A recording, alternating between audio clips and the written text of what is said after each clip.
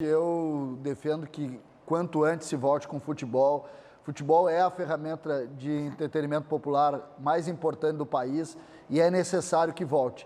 Claro que dentro de uma linha de segurança importante do ponto de vista de saúde, mas tendo essa linha, que volte já, porque as pessoas precisam de entretenimento e estão em casa, estão preocupadas com isso e seria uma contribuição importante do futebol em relação à sociedade. Muito bem. Vamos ver quem está no home office lá, o Alex Bagé, o JB. Vamos começar contigo hoje, JB.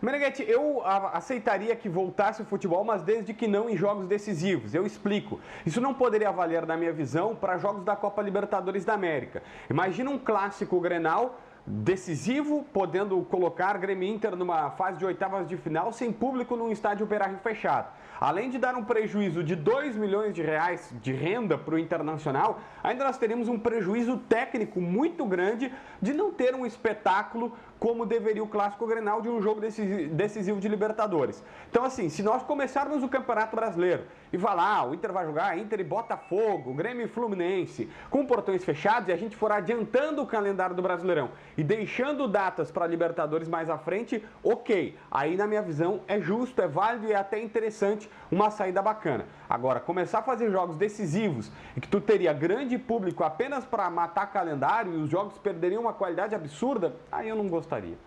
Bagé, boa tarde.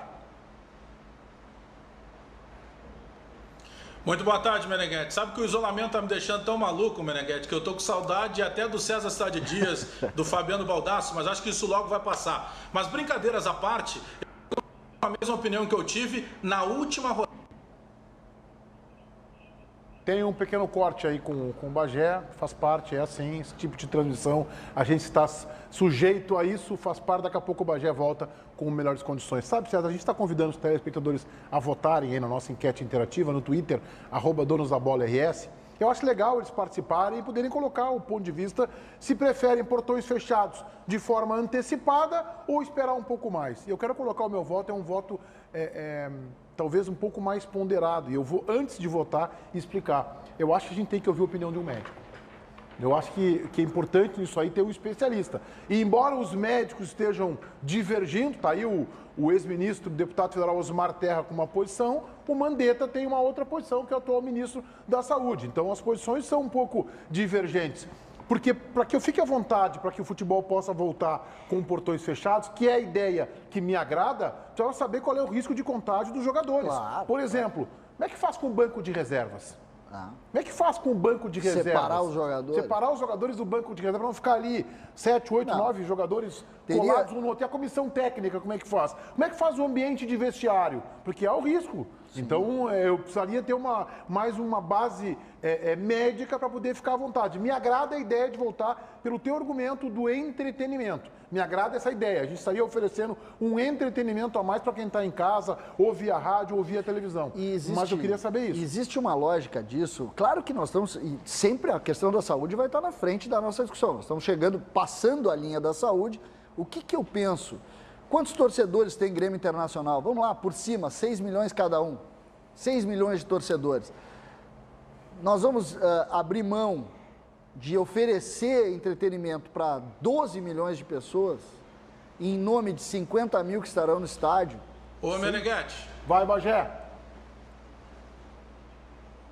Então, sabe que, até para concluir, a última rodada que nós tivemos do Campeonato Gaúcho, o Grêmio jogou pela manhã contra o São Luís de Juí, o Inter no início da noite contra o São José, eram portões fechados. E a grande polêmica ali era o seguinte, tá, eu concordo contigo, Meneghetti, temos que ouvir o lado médico, mas vem cá, as pessoas envolvidas nesses jogos, mesmo que com portões fechados, não continuarão com o risco da circulação do vírus? Essa é a grande questão. Eu concordo com o César, tem entretenimento, o pessoal precisa de entretenimento, a gente precisa trabalhar, tudo certo, mas o isolamento não foi colocado justamente para que o vírus parasse de circular ou circulasse menos. Eu penso que aí tem muito mais uma autoridade médica para se colocar do que propriamente a vontade da gente voltar antes ou depois. O César falou, queria fazer um parênteses aqui que temos senhores, mas se os senhores propõem um debate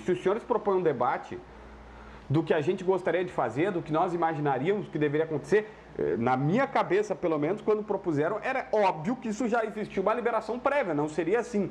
O Luciano Oxman, tomara que não tenha o Luciano Oxman mais na parada, que seja direto no Brasileirão, que seria o presidente da CBF, o presidente da Conmebol, dizendo, não, vamos jogar e pronto, esqueça. Não, a gente está partindo de um pressuposto de que, por exemplo, na Alemanha, os médicos autorizaram os clubes a voltar a treinar. Os clubes, por exemplo, o Bayern de Munique hoje está mandando seus jogadores de 5 em 5. Eles estão em grupos. 5 na academia, 5 no gramado, 5 do outro lado do campo, 5 num vestiário, 5 no outro. E aí, enquanto um se troca, os 5 se trocam, outros 5 vão. Então, assim, com algumas metodologias é verdade, mas eles estão voltando a treinar. O futebol lá está travado pelo menos até o dia 30 de abril, mas já começaram essas atividades. Então, assim, no meu voto era óbvio que existe uma liberação médica antes de tudo. Só que qual seria a liberação médica no raciocínio? Pode voltar desde que seja com portões fechados. Bom, se pode voltar com portões fechados, na minha visão que se faça pelo menos jogos não tão decisivos como de Libertadores e sim adianta o calendário do Brasileirão. É claro, JV, que a gente está julgando, está convidando o pessoal de casa a participar em função disso, que as coisas começassem a ser retomadas, e aí a Conmebol, que cogitou isso no bastidor, não publicamente, mas no seu bastidor, ela definiria, não, vamos voltar primeiro com portões fechados para que se tenha mais segurança, ou esperaria mais 30, 45 dias com portões abertos. O que eu estou colocando é que, por exemplo, dentro de um vestiário, o treinador não vai fazer a sua palestra através de rede social, através de Skype, das ferramentas da tecnologia. Ele vai ter que juntar 20 jogadores numa sala. A aglomeração ali vai ter. A questão que eu queria colocar para vocês, e aí eu acho que também é importante, nós vamos viver nós estamos voltando algumas casinhas, várias casinhas, e uma delas é a seguinte, talvez a gente regionalize ainda mais o futebol agora. Porque uma coisa é tu tratar isso com a linha da saúde no Rio Grande do Sul ou no Brasil, e a outra coisa é tu ampliar isso para o sul-americano. Vamos lá, o isolamento feito no Brasil, que foi feito de forma inteligente mais cedo, não foi feito no Equador com a mesma velocidade. Lá, a realidade de saúde é diferente daqui. Nós não vamos conseguir unir o Brasil ao Equador rapidamente do ponto de vista de saúde. O que isso quer dizer?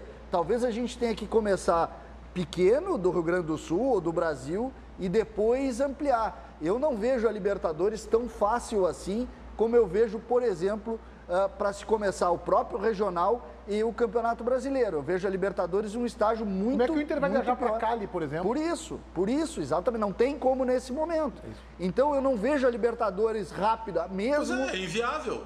Exatamente, mesmo se... Vou lá, hoje é um dia muito importante do ponto de vista da saúde. 2 informações da manhã foram muito boas, muito boas. Se começa a ver luz no fim do túnel, como disse o presidente dos Estados Unidos. E essa é uma notícia de hoje pela manhã. A gente sabe que a velocidade da informação, ela vai chegar rapidamente em outros meios. Ou seja, hoje é um dia de otimismo. E aí a gente pode aplicar. Só que isso em todos os países, infelizmente, a gente não vai conseguir ter no mesmo momento.